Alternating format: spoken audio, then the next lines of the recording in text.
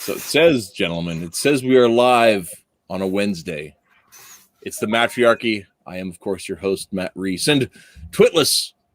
Twitless has been trying this experiment, ladies and gentlemen. He has been trying to drag me kicking and screaming toward professionalism for about a month and a half. And I don't know what to think about it, being a guy that does a YouTube show in his basement in front of a bookshelf full of children's books. I don't know what to think about that, but I appreciate the effort. We've been getting in this effort. We've had a little bit of help. I don't know if you guys have noticed the thumbnails that have been going up for the shows ahead of time. Most of the art on those, when we haven't used art from the people who we're talking about, have been done by Pocket Evie, who's a longtime viewer of the show. She's a very talented artist, and was just drawing doodles for kicks. You may have seen there's a little Mattriarchy clips that she's done, and she just because she thinks we have interesting things to say, I guess. But yeah, I appreciate it a lot. Her in the description are links to her stores. You should go buy stuff from her because she's awesome. But tonight we're not here to talk about Evie. Tonight we're here to talk about Stan Lee. And to talk about Stan Lee, I tell you, oh boys, I tell you what, I'm excited for this show. because Excelsior. Here's why I'm excited for the show. We've been planning the show, Phil and I, for a long time. It's like 3 months. 6 months. It's actually oh gosh, it's even longer. Yeah. Because Captain Cummings and I were talking about this behind the scenes. He's been doing a bunch of reading on Stan Lee, going through several different biographies. And I said, this sounds like a great show. He said, sure, let's do it. And then I ended up going through the hiatus, taking some time off, trying to figure out if I even wanted to do the show. And then I was like, okay, let's do the show. And then this thing came up and that thing came up. We've rescheduled 4 times. So I have high hopes. High hopes that the show is going to be really, really good. Yeah. Well, let's be in a huge rush to disappoint them then. Oh, absolutely. Okay. So we've got, of course, like I said, Captain Cummings, well-known internet personality and comic scholar. Thanks for coming on, man. Well, thanks for having me. Absolutely. And to round out the quartet, we've got lifetime Stan Lee fan and comic professional Doug Ernst, who has dug himself out of hell to be here tonight, and I appreciate that. How are you doing, Doug? Pretty good. Just apologize to your viewers. I'm a little under the weather, but I'm going to give it the old college try. And you did finish college. So that means a lot. With some help from some people that are smarter than me. That seems fair. So, one of the things, I guess, Captain, in your reading, right? What would you say would be the biggest misconception about Stan Lee?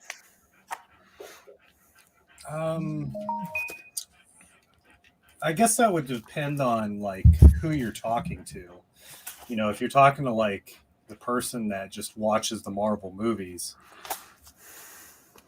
you know, I don't even know what they would think. You know, they probably think that he did all this writing or something, you know, which we know about the Marvel method.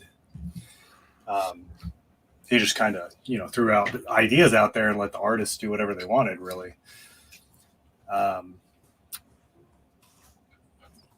So I think the biggest misconception is that he created the entire Marvel universe, and with that being said like that, it makes it sound like he was the guy that did it.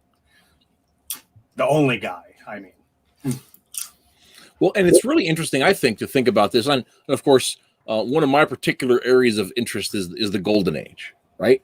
And I think it's really interesting that the guys that created Marvel, right?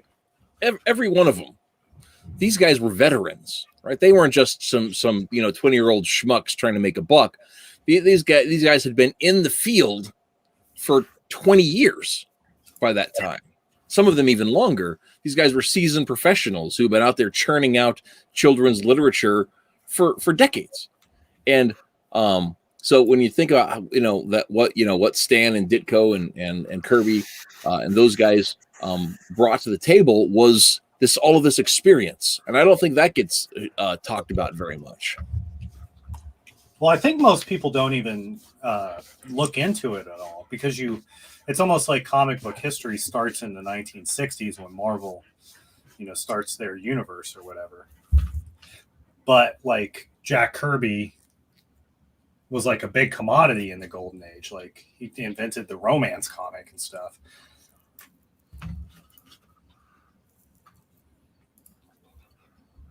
Oh, well. The host just got dropped from his own show. Oh, now I'm going to have to do some work. So, I was once within spitting distance of Stan Lee. No, I did not spit on him. That would be assault. Yeah, yeah. It was interesting because he was at a Heroes Con, I think, in Charlotte. And I think you could, if you paid $85, you could be in the same room with him. And I was like, I'm not paying that. But he surrounded by an entourage, he walked past. He ended up walking past me or something, and I kind of like did a double take because I was like, "Is that freaking? That's him!" But he was like, it was like Secret Service. He was just like a bubble of people who were like protecting him from the crowd who would probably have hurt the poor guy if they could have. Well, imagine if somebody like planned to kidnap him or something.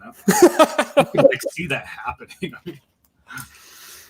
Well, it's also the fact that when you get that level of celebrity, and he was of course like ancient at that point, just well-wishers probably would have overwhelmed him and could have unintentionally caused him some harm. And it's just kind of an unfortunate side effect of once you get that popular, you actually have to have certain levels of protection, even against people who wish you well.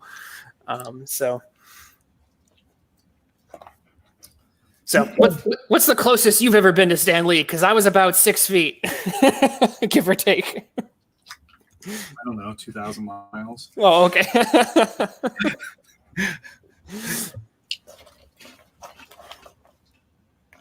Oh, Matt is in the negative zone. Yeah, he dropped. He's dropped. Okay. Doug Ernst. Yeah. What personal? What is your favorite? Did you ever get a chance to see him or anything? I don't think so. No, there's been a couple conventions where, no, I don't think he was ever actually at any conventions that I went to or anything like that. So, my familiarity with him really ends with Stan's soapbox, and I don't know, no personal interactions with Stan Lee whatsoever. But in terms of the sort of quote unquote character that he presented to the public, I think that I don't know. I'll always be super grateful for the sort of like Willy Wonka-ish / comics sort of wizard, or I don't know. Captain Cummings can speak more to it, but it's like one of these things where it's like you get a slice of the person, but you're not getting like the whole person, and maybe you don't need to have the whole person. Maybe that's actually would be detrimental to the overall goal. I was reading his newest biography, The Rise and Fall of Stan Lee, and it really gets into like every single one of the tales that he lied on, and all the bad things that he did. And it's like, I don't really care. I just want to, like the guy or whatever. No, like I would say that through his soapbox and things, you probably got to know him because, like I said, me seeing him for for a quarter of a second, and then, like I said, it was over before I realized what had happened. I obviously, never got to interact with him, but you guys, especially some of you older guys, you got to experience him while he was, active in the actual making of the comics before he became more of kind of the hype guy who was more invested in, the Hollywood and other things there. So I think there's there's something really genuine about, you know, experiencing him while he actually worked on the actual books when we actually still had a hand in it. So that's really cool, because afterwards, and this was something we also saw, the older he got, there was a certain point, and there was some value in this, but it also started getting a little bit cheapened, I guess. But Stan Lee at a certain point became a commodity. And he became basically he became a marketing tool, and some of that he embraced, but then there were other moments, and the older and older he got, you could kind of see that he was kind of being, in some cases, really taken advantage of. And it was like, oh, you know, he was almost used like a tool at certain points, because it got instant recognition and instant, you know, fanfare. So there's a duality, I think. In some ways, he was like a victim of his own success. He became so huge and so popular and so connected with the Marvel brand that when we've reached a point where you have these sort of like pretenders who could never duplicate what he did, it was like, okay, if we could just convince Stan, if we could just roll him out and convince him to like say some line that Stan's on our side. So that means that it must be true, or something along those lines. Yeah. That was when I think things started getting a little bit dark. But I would say in line with that, did anyone see? There were multiple times, because there was for those of newcomers or people who aren't as familiar. And again, I still have a lot to learn, but I'm sure Phil, you can jump in more on here. But the Stan Lee Media Company that had his name, that ended up, you know, separating with him. And then later on, when there were some YouTube channels that would just use his likeness and record some lines from him. And like I said, there were some moments where you could really see that they were really marketing Stan Lee as a product. And the older he got, the more, I think, dark that became. Well, because there was a lot of stuff happening where they stole $30,000 from a check or something out of his room, or in the book, it starts to show how his daughter apparently doesn't have the greatest relationship with his daughter. And I didn't read till the end, because I was like, I don't want to even know any of that stuff. So I just wanted to know like the Marvel years, you know, where he's writing comics, and then the period where he created his, you know, Stan Lee character, his, you know, media personality. And then I just sort of like, I'm done. It goes downhill a bit from there. And when, like I said, when corporations started using him as a product, or Doug Ernst, like what you mentioned, as a mouthpiece. And I would even say, and we can transition to a lighter fare in a moment. But since we're in the dark place already, the thing that disgusted me, I don't know if you guys, I'm sure you guys saw this, is that his Twitter account was someone from Disney corporate still had it. I don't know if they still do, but like after he had passed, people would still post from his official Twitter account and do marketing for like Marvel movies. And it would be checkmark Stan Lee. And it would be like, you know, they were literally trying to like puppet his dead corpse to sell their products. And it turned my stomach. Yeah, that's again where, you know, you're a victim of your own success. It's like on some level, it's like super disgusting. But then on another, it's like almost weirdly impressive that you were so huge and so connected with these characters that unscrupulous, disgusting people at Disney would actually do something like that, because they're like, it makes you wonder who owns his Twitter account. Maybe it is like his daughter or whatever, and is selling it for tweets or something. That all sounds very weird. I don't know. I just know that it just like I said, the first couple times I saw them tweet stuff, I was just like, let him rest. This is just morally wrong. Yeah, because you have people that they don't care about the characters. They don't care. All they see is just like, whatever, comic books, whatever. And, you know, it's like, well, that's what my, you know, dad did, or that's what whoever did. But to them, it's just like, okay, well, that's another 10K in the bank or whatever. So, it's sad at how at the end of his life, people sort of exploited his success. Yeah, definitely. So that's ladies and gentlemen, that would be the darker side of his legacy. So let's transition a bit. We can talk a little bit about maybe some of the brighter parts of his legacy, and then maybe transition to maybe some more of his complicated, the mixed, parts of his legacy. So, Phil, what are some of the brightest parts of his legacy that you think Stan Lee brings to comics even today? Well, I mean, he started, while he was a teen, working for Marvel. I think it's like 15 or 16, maybe even 17. I'm not sure about the dates. And I think all the things that I've read, you see all those ages thrown out there. But, so he started at that very young teenage and basically was associated with him all the way till now, And, like, I mean, is there very many people that stay with the same company like that for like that long of a period? So it's like he's like the ultimate company man. I would say. I don't know. That sounds fair. Doug Ernst, what is your biggest, brightest takeaway from Stan Lee's legacy?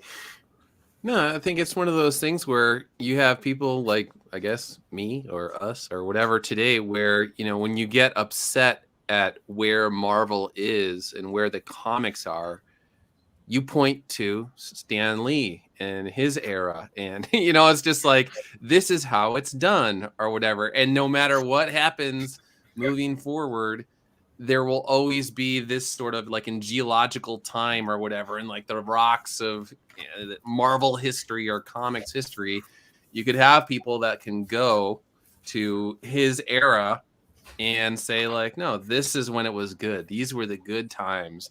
And this is what people need to hearken back to if they want to recapture success, much to the chagrin of people that, they obviously don't represent what Stan Lee did at his height.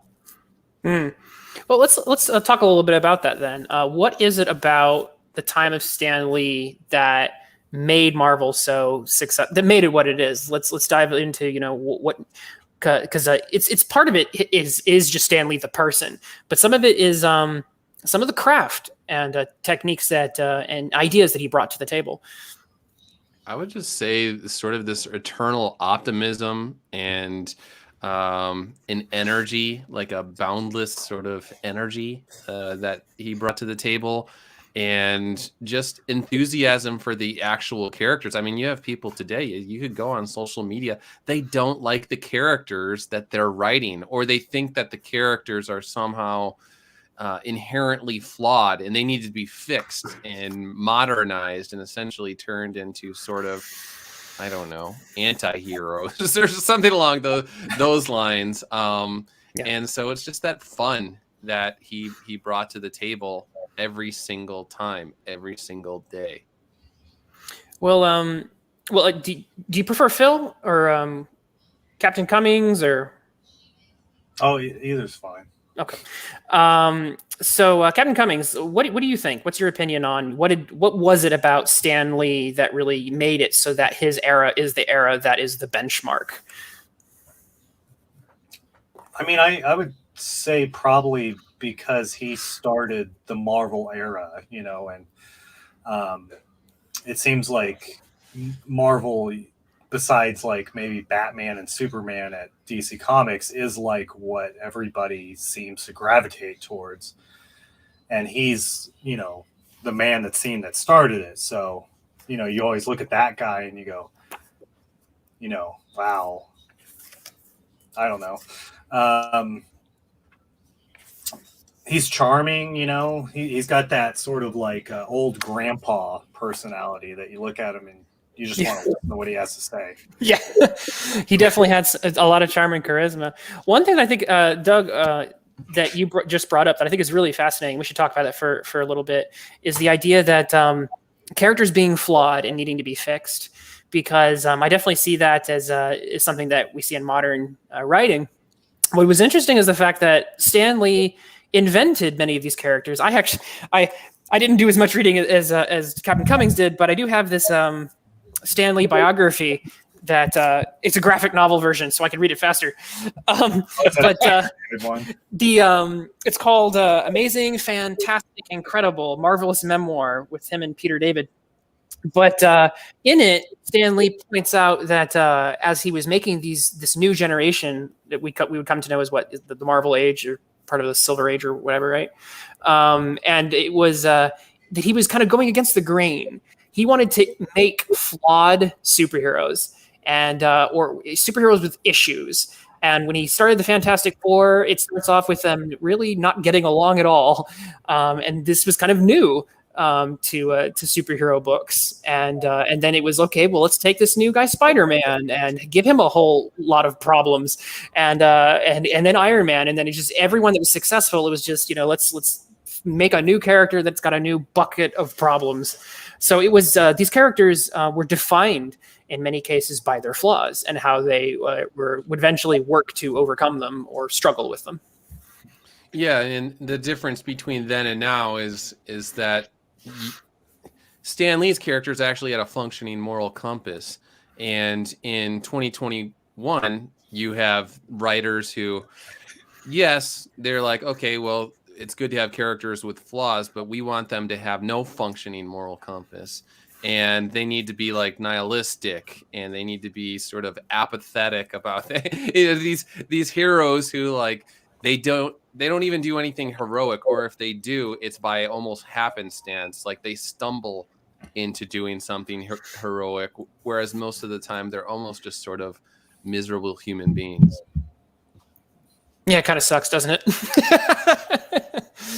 All right, Rhys, you're back. I don't have to I do was this by myself anymore. I checked it on my phone. You were doing great. Okay, right. No, but seriously, I think that the idea of the flawed character and the conflicts within the things, one of the things I think is like, if you look at a lot of Silver Age books, especially like Batman and Superman stuff, they had conflicts, but they were always resolved by the end of the 12-page story, right? So you'd have Robin that'd be like, "I'm never being Robin again," right? And he throws his costume away and he goes off to go listen to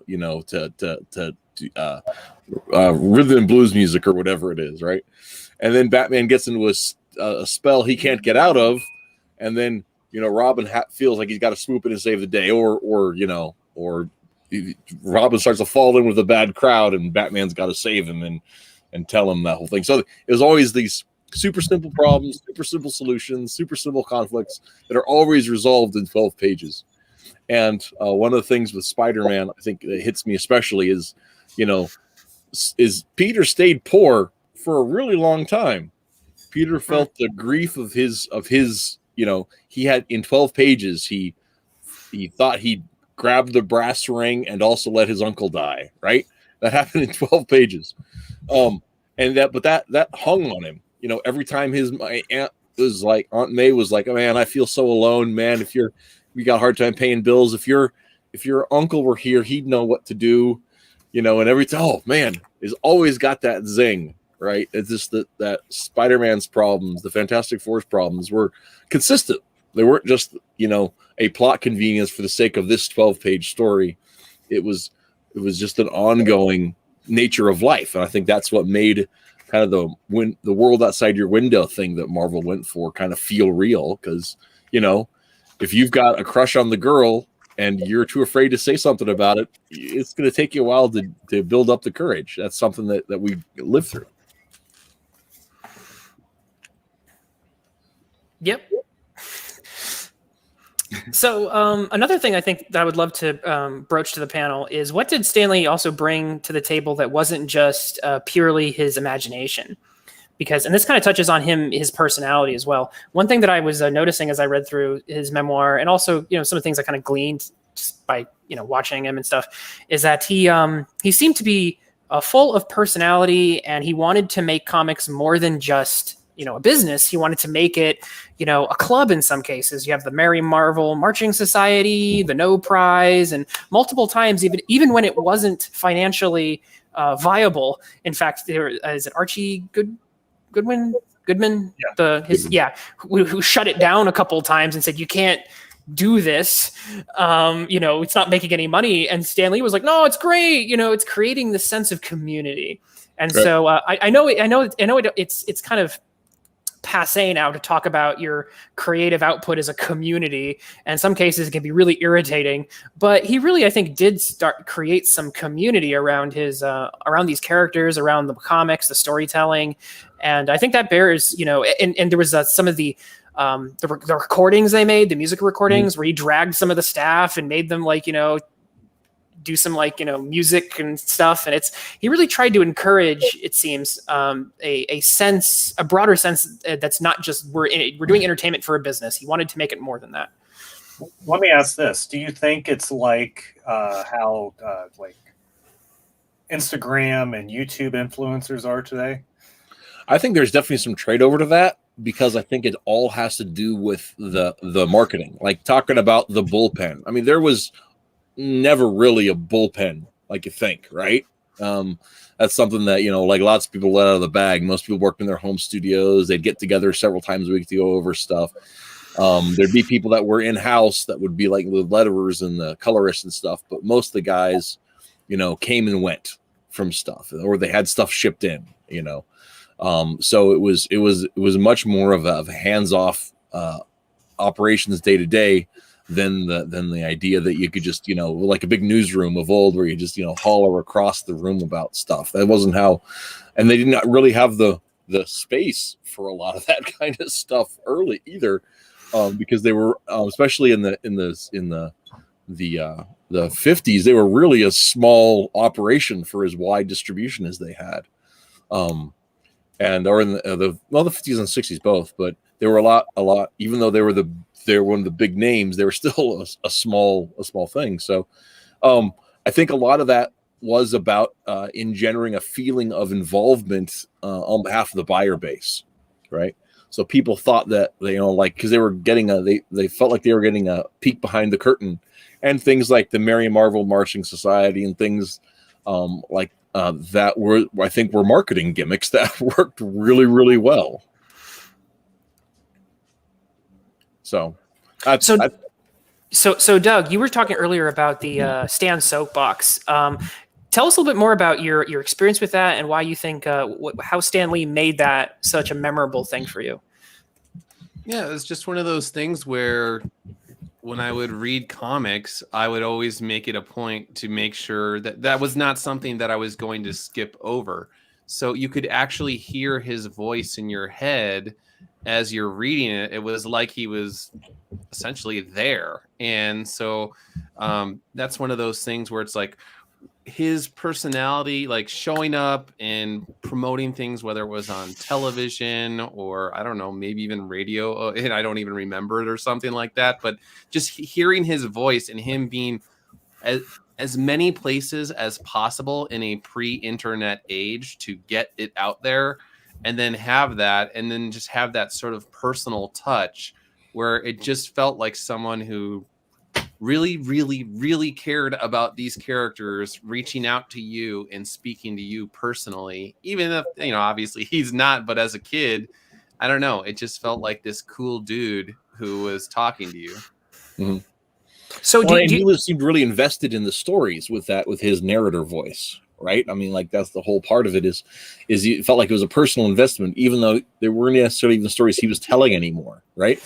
I think back to the story from the 70s when Jerry Conway was writing I think it was Amazing Spider-Man, and they killed Gwen Stacy, and like Stan had okayed it, but hadn't realized what was going on, I guess, because later on I was reading Jerry was telling the story somewhere that like Stan had been out to California trying to get a movie deal, and he'd come back or called in or whatever and said he was pretty upset that they killed Gwen Stacy, and they're like, well, you said we could do that and we did it. I don't understand. And so there had been a miscommunication because he was hands off enough at that point. I think that's when Roy Thomas was the EIC. But it still felt like he was intimately involved in everything that was going on there. Even though he hadn't been. And that was part of the persona, and I think that's part of of the marketing aspect of it. Well, let me ask a follow-up question, Doug. Since we're talking about Stan's soapbox, do you remember? Can you think of like one in particular, maybe that stood out to you as really neat, or something you remembered from when you were reading it? It was like, oh, this one. Yeah, I don't know. Today's probably not the day to be if there's one in particular. No, I don't know. Yeah, off the top of my head, I can't just remember like exactly what. It was just, I don't know, a friendly guy that was talking to me about comics and what was on deck for like the next month or something along those lines. Sometimes he would talk about like, I remember like upcoming movies, like was it like late 80s or early 90s? There was always rumors about a Spider-Man movie that would like never actually happen. And I think that there was a couple where he would even like hint at like, deals for, we got the TV shows are going on, but we got movies next, or I don't know, something along those lines. And it was just I remember when they were talking about how well the Fantastic Four movie was doing, and then it never happened. You mean the Roger Corman one? Okay. Yeah, in a day and an age where I'm too young. I don't even know if they had like Entertainment Weekly magazines or whatever, but it was just like you're getting, these inside scoops on what is, up and coming at Marvel in the future. And then getting you excited about that. It's like, ooh, there's going to be like a Daredevil Spider-Man television show or, something like that, or a Hulk Spider-Man crossover, or who knows what. And, so if Stan Lee's talking about it, then it must be serious, I don't know. And just getting you excited about future things. But in terms of like deep philosophical, I don't know. No, I don't. Off the top of my head, I can't remember like a specific Stan soapbox. No, but what you just brought up is so neat, because it highlights the fact, again, another quality of Stan Lee that was so, I think, integral to why he was so successful in what he did, is you drew attention to the fact that he excited people.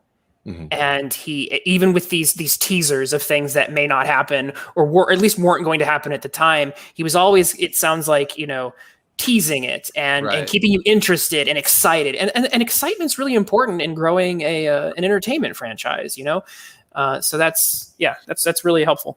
And at least you knew that the guy was an idea factory, and a certain percentage of those ideas are going to ultimately go nowhere, but he also has a track record for, a certain percentage they are going to hit, and he is going to deliver on those. And so, I don't know. I think there was something to be said about someone who you knew was always bubbling with ideas and out there, beating the drum and promoting the company.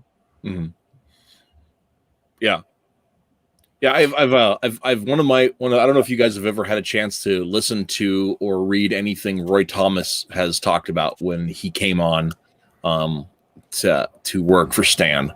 That's actually it's fun, because from Roy's perspective, and he said other people don't agree with this, but where I was sitting at as a young man writing, who came in to write, was that Stan got us excited in the same way he got you all excited. So then it said not everybody got along with Stan, not everybody sees it that way, but that was my experience. So, and my wife sometimes she'll be like, "You love alliteration," and whenever she says that, I always think that's Stan Lee. That's me reading Stan Lee for decades of my life as a young man, and it just like sinking into my head like alliteration rocks. Were you saying something there, Phil? Oh, I didn't say anything. No. Oh, okay. Okay, I thought your microphone must have picked something up in the background then. Well, say something anyway, since we put you on the spot. Something. Okay. Ooh. That's not very cash money of you there, man. Jeez. No, anyway. I also think that I forgot what I was going to say. Drat. Stan Lee. Excelsior. Excelsior. Which is I found I always wondered what the Excelsior thing was about. That's the motto of New York. The state motto is Excelsior, and it's a Latin word that means above and beyond. I didn't even know that. Yeah, Interesting. Yeah.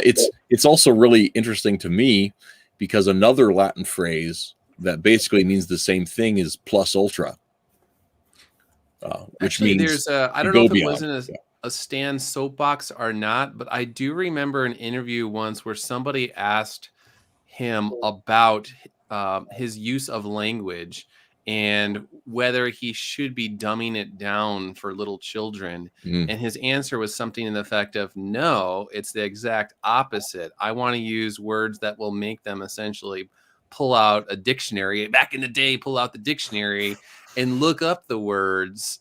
And I would rather raise the bar in terms of the audience than lower it and speak to them like little babies. And I always thought that was really cool as well.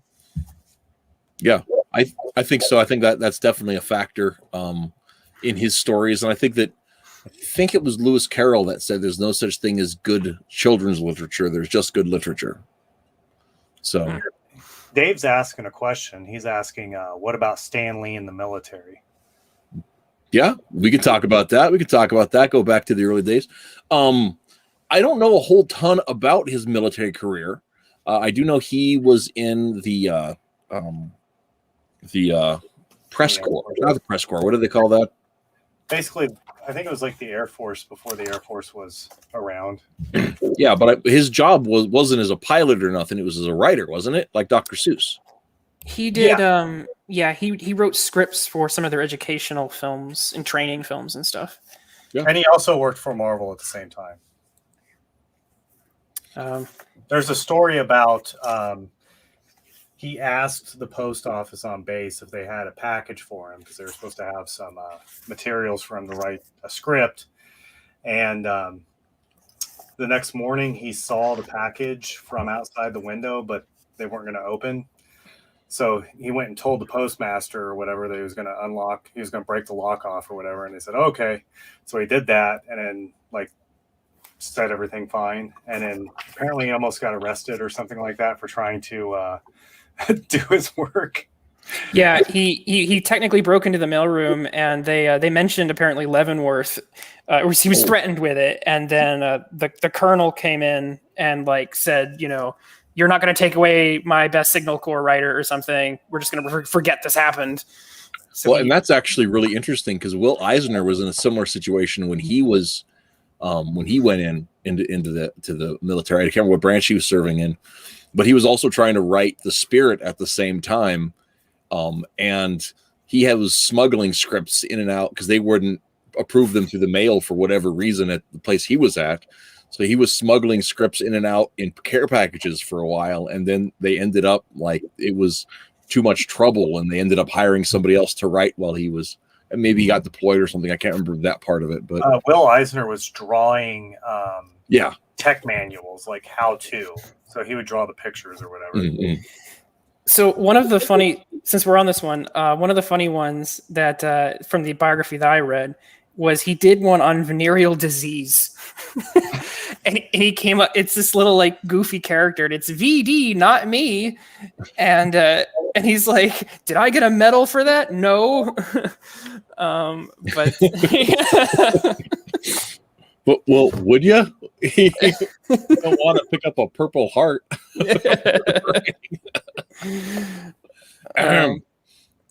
But yeah, so they were like, hey, Stan, we need these guys to be, more careful while they're overseas. Do something write something clever.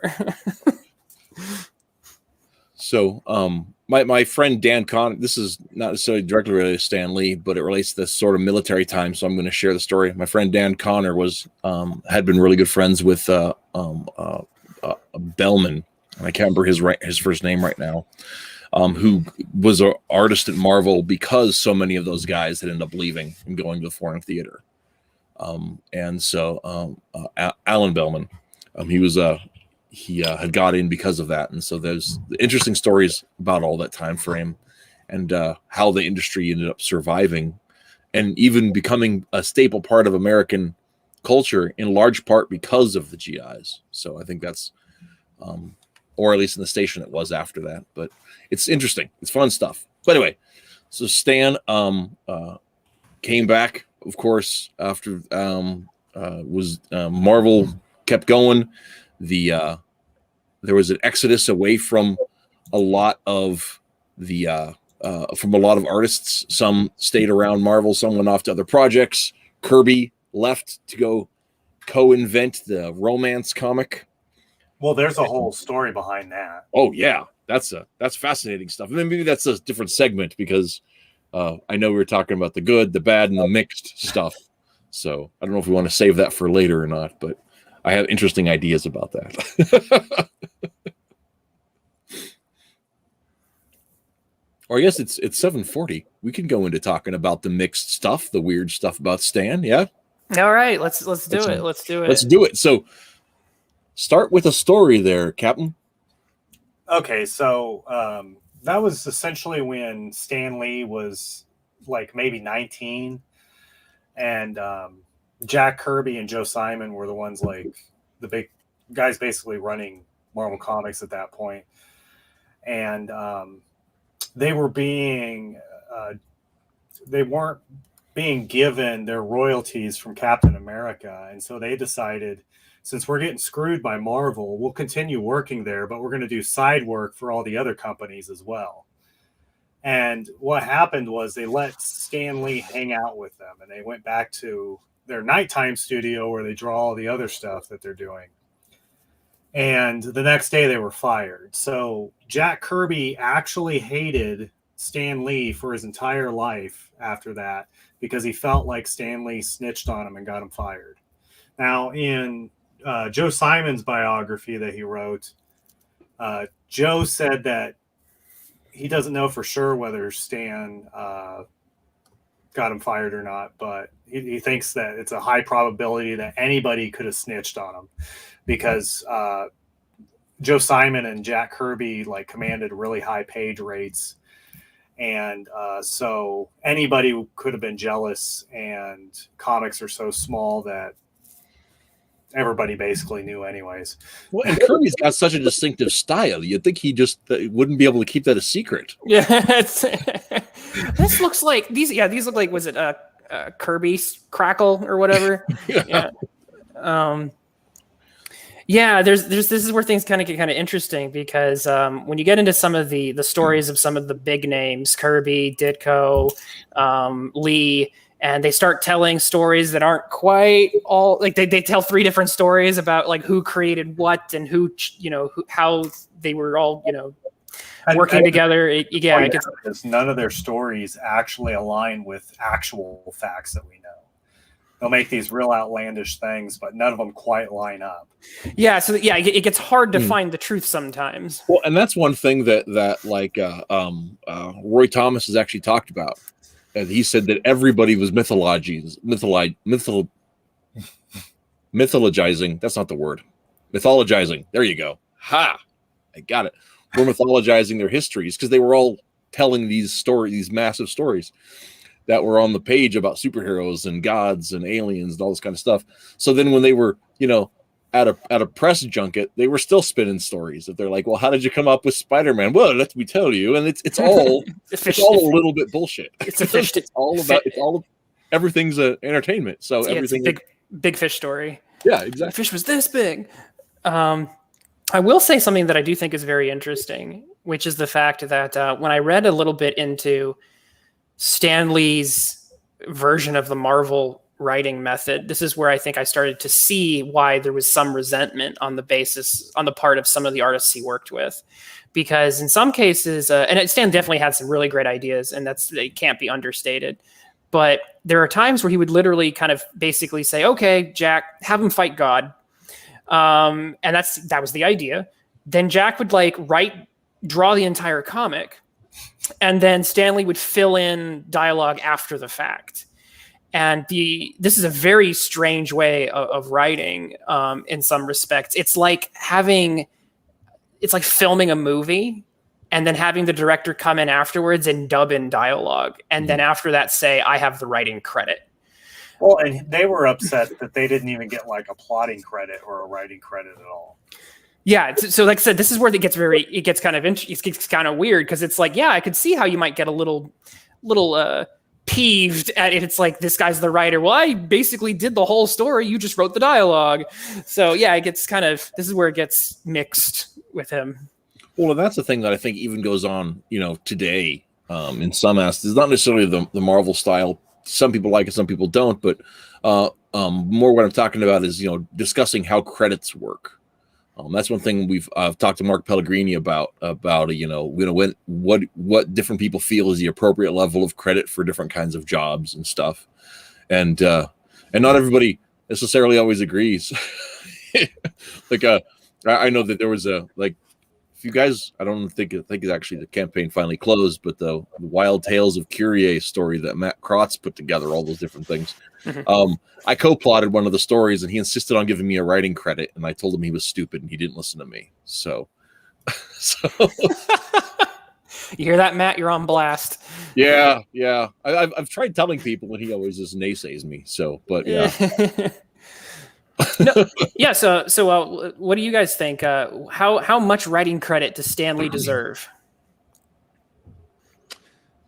That's one of those things where I feel like he had his public arguments with people, and on some level, it's like, you know what? I'm just gonna leave it be. They had their fights, and people know about those fights, and to me, it's just I'd rather focus on like this sort of whole gallery of creators that built something awesome over the course of decades at a really special time in comics. Yeah, and I think there's some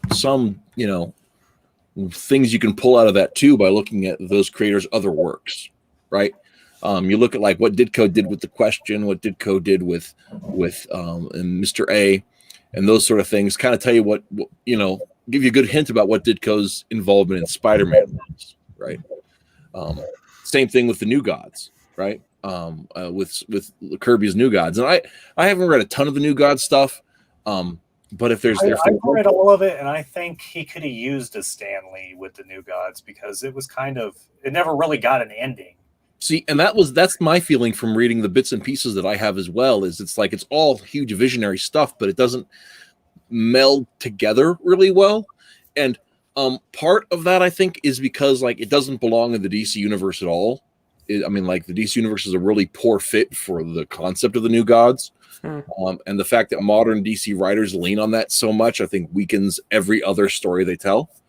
But beyond that, it doesn't have the same kind of, you look at a lot of once Marvel started crossing their heroes over, they had this cohesive universe that flows from a consistent set of ideas. And I think that seems to be where Stan came in, was that these themes, whether it was directly or it was just because people knew what Stan wanted, because they were talking to him about it, how that kind of shakes out. That's my take on it. But yeah, I've read and even liked Mr. A, but it's very Ditko, and I can understand why he didn't have a mass market appeal. although I really like it, because the more I read it, Ayn Rand stuff, the more I really kind of dig the Randiness. But yeah, it's not Spider-Man, and Ditko's. I don't want to make this a conversation about Ditko. I like Ditko a lot, but I could understand how he could be difficult to work with because of how sheer uncompromising he was, which is a very admirable quality to an extent. But at the same time, it's like, since comics are a collaborative effort, except for they're not. I mean, in I would say in most cases they are, but that's fair. That's fair. But in the most cases that they are, and this is another thing that goes back to Stan Lee. I think Stan Lee, and this I remember. I was reading. I think it's at Howe's History of the Marvel Universe or something, and they were talking about the fact that Jack Kirby always just had, did not like Stan Lee, but there was this, I think, radio interview, and Jack Kirby was apparently like, ripping to Stan Lee a bit, and then Stan comes on, and Jack Kirby kind of like, dials it back a little bit. Mm-hmm. And I think part of it might be the fact that I think Stan Lee was an easy guy to get along with in a lot of ways, at least when you were like, in front of him. He seemed to have a lot of, charm, mm-hmm. And that really helps when you're trying to get people who are artists, and artists, are not always, artists can be great and imaginative and visionary, and they can also be really difficult to work with. Deadlines and that's not true. And standards and everything. Artists are the best of us, of course. They are, yeah. So Stan Lee was able to get some of these like really eclectic people to kind of work together, and that's, I think, speaks a lot to his character, and I think it speaks a lot of the fact that for years, people would, a little bit of griping here and there, some fights, but most people, I think, have had lots of positive things to say about him. Whereas someone like Jim Shooter, mm-hmm. who had, some very strong standards for storytelling, some very admirable qualities, but they ousted him. And I think part of it was the fact that, kind of like Ditko, he was uncompromising in some respects. He would not budge, and that makes him harder to work with. And Lee seemed to be someone who you could work with him. And going back to the Kirby situation too, this is one of the things that like when people like, say, oh, Kirby got the raw end of the deal with it. Well, maybe there's something to be said for that for some way. So I'm not trying to say that there's totally baseless claims, but he went back to Marvel, right? He went people don't understand twice. And people don't understand how wildly successful Young Romance was. I mean, like that was. Get this one real quick. He turned on his collaborator, Joe Simon.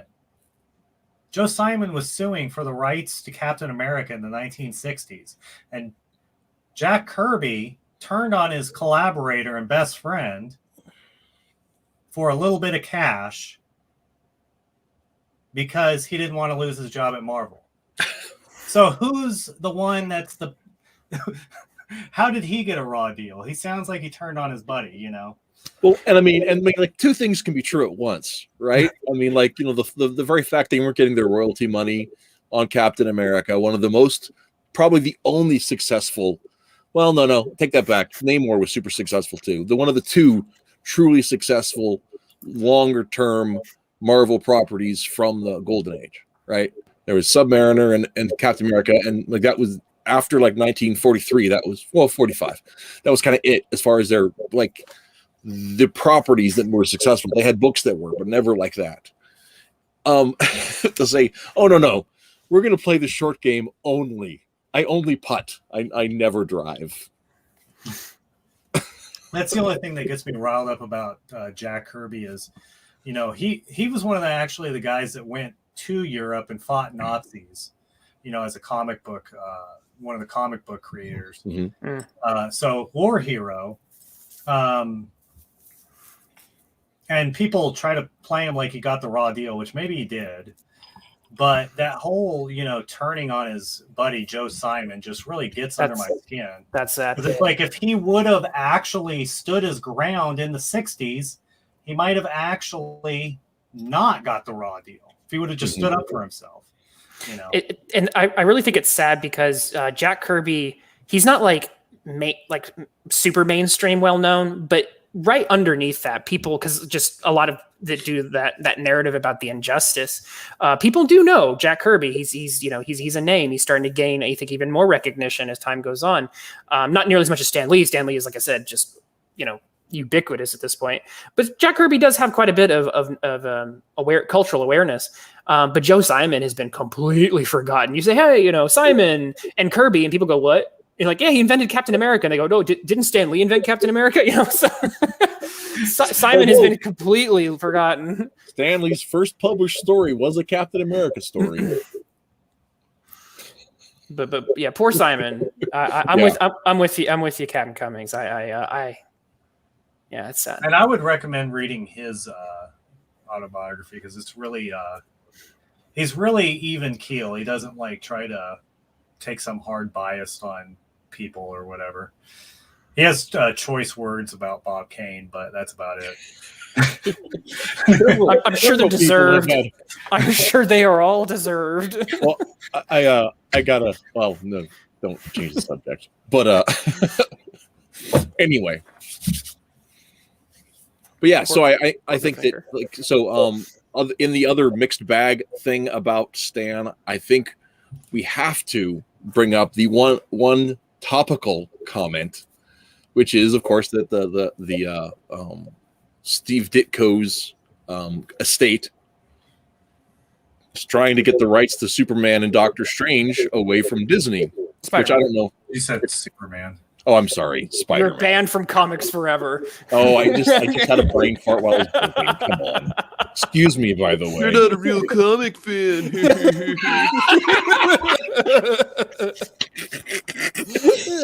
It didn't even go 15 seconds before all three of you just jump on me. Come on. I've been corrected. Evie, clip that. That goes in the clips. You just look for excuses to embarrass me. Anyway, but yeah, so Ditko, the estate of Ditko is looking to get the rights or something from Spider-Man and Doctor Strange, specifically their first appearances. There you go. Fine. That's what do you guys think about that? All of that setup for that question. They don't all at once. Yeah, no, I've actually been under the weather, so I haven't followed that as much as maybe I should have. But it's one of those things where, anytime there's big money involved, there's going to be arguments over it. And, but I definitely, there is a long history of these big companies sort of screwing over people when it comes to appropriately, I don't know, compensating them for the hard work that they did. So you just wish that people would do the right thing from the get-go to avoid all of this junk, but humans are going to human. Well, one of the big debates I think that has come out of the whole question is what qualifies as work for hire in the creative spheres, right?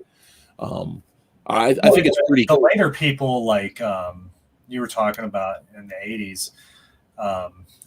Who was editor chief? I just forgot his name. Editor chief of Marvel in the 80s. Jim Shooter? Yeah, Jim Shooter. So Jim Shooter, he's admitted that yes, all the stuff I did was work for hire. So like all those people, there was the standard, right? Mm-hmm. But in the 60s, it was kind of ambiguous. Like it wasn't like hard set in stone. Like Steve Gerber tried to in the 70s try to have Howard the Duck, Well, and work for hire, the legal definition didn't exist until 76, 74, something like that. Where that wasn't even a concept in the spheres. And definitely when you think about the fact that Simon and Kirby leaving Marvel in the 40s was because they felt like they weren't getting their royalties. So they were expecting some ownership in Captain America. It would imagine that some of these guys there was some sort of similar expectation, maybe, or who knows? So, even I don't know. From what I've been seeing, I think the stronger case that the Ditko estate have is with Doctor Strange, because I believe that's from what I was reading. Doctor Strange was something that Ditko brought to Marvel, mm-hmm. And who was saying? I think I was watching someone who basically said that even Stanley was even being a little bit passive aggressive with it. It was like, well, I don't know, this is a strange thing. I guess we'll try it, but even as he was introducing it to readers, because it wasn't necessarily his idea, and then of course it did catch on. But so yeah, I'm curious because with Spider-Man, we're gonna probably go down that whole rabbit hole of who made it, and then the story that you can never really nail down, and that might get really hard to make a case in court. But with Doctor Strange, they may have a stronger, maybe more footing. And I think some of that even comes down to this idea, right, of what does ownership of intellectual property even mean? All right, I don't want to get off on a huge tangent because it's nearly the top of the hour, but just how long can an entity own an idea? And that's something that I think we still are having hot debates about. That definitely factors into a lot of the way that this conversation can even happen. But I think the biggest thing is too, like Spider-Man and Doctor Strange are the two like characters that are valuable in the Marvel universe right now. Like all the big Avenger guys a lot of them are gone or whatever. So it's like the perfect time for Ditko or the Ditko estate to sue them. I don't know anything about I don't know anything about copyright law or anything like that. Yeah, so I've heard that Ditko was so principled that Stanley had tried to get him some more royalties and money from the Spider-Man movies, and that Ditko never cashed the checks. So Ditko was one of those like mega principled people. Even though if you give him millions of dollars or hundreds of thousands, he was not going to cash it because maybe he just didn't care either. Probably that too, but he was so like Ayn Randian, and like I said, it's so admirable to an extent, but it's kind of almost to a fault. So part of me wonders how much of those principles have stayed alive in his family, because obviously Marvel's going to probably seek to settle in some fashion with their infinite money they can level at this. But I'm like, are we going to run into a situation? Are we going to have a Mr. A situation where he's going to go, nope? So we're going to see how those Randian values have how far are they going to last? So I think that's an interesting aspect to it. The other side, and we can definitely save this for another time because I'm not an expert on it either, but one of the issues is the line between copyright and trademark. Because copyright covers the stories and some of the elements that are contained in those stories, but Marvel can lose and will eventually lose copyright to public domain over a lot of the old content. It's starting to come due, especially Superman. I think is already coming due pretty soon. But trademark, I think we're going to see some very interesting cases because trademark's not supposed to be used to infinitely extend your copyright. But you get in these really weird situations. And I think if you're interested in looking into it more, Conan and Cthulhu, who've already kind of gone into public domain in a lot of cases, are some interesting ones to look at to see how things kind of shake out. Yeah. And I think it's a very interesting topic. I think I do want to have sometime a knockdown drag out about public domain and IP rights at some point with people, but not tonight. Yep. So quick, because Stan did invent the mutants, and so I will say they don't fry off because they're mutants. That's the answer. It's because they're mutants. So there you go. So final thoughts. It's 8:00, just after. So are there anything we want to wrap up with about what Stan means to all of us?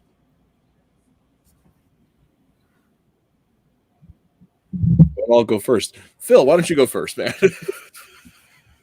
All right. I mean, I just think that Stan Lee's the ambassador to comics, even though he's gone. You still can read his books today. I want everybody to go out, and you can get this on Amazon for probably a couple bucks.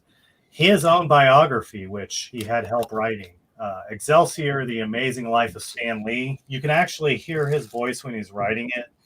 And you can hear all these great stories. It was a fun read, so check that out. All right. No, I just think it's a testament to the guy's life and what he stood for, that even in death, people talk about him with the same sort of enthusiasm that they had when he was alive. And I don't see it slowing down anytime soon. So, yeah, definitely led a successful life and something that people should draw inspiration from. Twitless. Excelsior! There we go. That's my final thought instantly. Okay, so I guess it's me, the last West one. So I was not a Marvel Comics guy when I was young. I was a DC guy.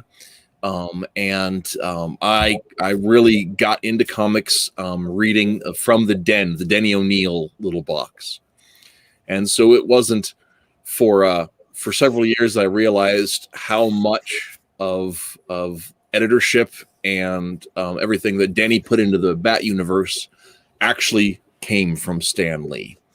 And as I started reading back into history and looking into it, and understanding the impact that Stan had on the comics marketplace as a whole, and started to learn to appreciate those things, you can't read a modern comic, or maybe not a modern comic, but a comic from 15 years or before, without feeling the echoes of that New York voice, and understanding what it means to be a true believer, and thinking that these hero stories matter. And even though Stan wanted to write the great American novel, I think he provided the framework for an epic that really talks about what it meant to be an American in the 20th century. And something that I think we are losing, and I think that's sad. So, but that doesn't mean we can't go back through those long boxes and back issues and regrasp a little of that. So, yeah, I think that's it. Thank you guys for the great show. This has been fun. So, right. So we were supposed to. Evie said we were supposed to shill her red bubble. Yes. Can you highlight that comment? Or? Yeah, I'll go ahead and refind it. Where'd it go? It's up there somewhere. Here we go. Which, of course, is down in the description. Go check it out. I'm very glad that she's been willing to gift us with this art.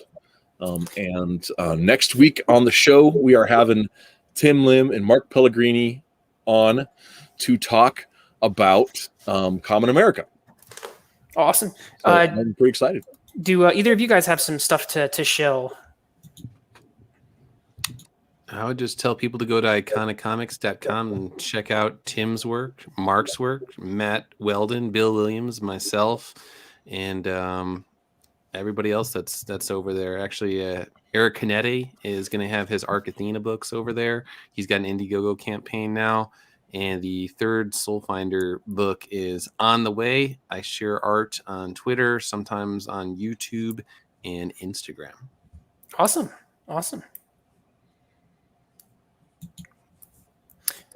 Sweet. Well, Captain, do you have anything you want to share with the people out there in Webtown? Oh, no.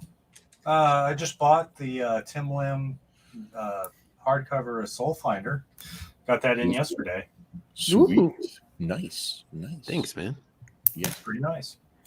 Yeah, it's a fun cover. So, all right. Well, I got a little thing to shill. Okay. Okay. Sorry. Go ahead. Can you share my screen, sir? I finally got on Amazon Kindle. So woohoo! They're folding Comixology into Amazon proper. So I saw that. Yeah, it's weird, but if I spent a lot of time doing the Amazon guided view for this son of a gun. So the least you can do is spend the $3 to buy it. So I'm going to guilt trip everybody into buying my classic superhero comic. I've read it. It's really fun. You definitely, if you like classic stories, if you appreciate the what Stan Lee brought to comics, you'll probably appreciate Adventures of Omega Girl. I appreciate that. Thank you. Yeah. I will tell you though, if you have any fondness for Bronze Age Supergirl, you will love the Adventures of Omega Girl. Oh, thank you. Yes. And then obviously, Rhys, take it home with Forces of Good and Evil. Well, yeah. I'll get my little banner there. You can check out my my webcomic, forcesofgoodandevil.net. No new pages up right now, but there are like 700 you can check out there. The colored versions going up on Webtoons is like slowly color it. Play that clip that you commissioned. Yeah, I'll have to do that, but I don't have it loaded up right now. Oh, okay. So. Oh, I don't want to wait on it. I want to say, I do want to address in the comment section. Dominic had this awesome quote. Stanley shows people how to keep their humbleness and be excellent to ourselves and each other. Also giving friendly tips on the craft of storytelling to aspiring writers. And I think that is a great thing to send off on. So I'm just going to leave that up there. We'll wrap a show next week, Common America, and the week after, we're doing something special. The Comics Creators Club, but we don't want to talk about that right now. So stay tuned. Stay tuned for that. Next time on the Mattriarchy. And until next week, keep reading comics. Bye.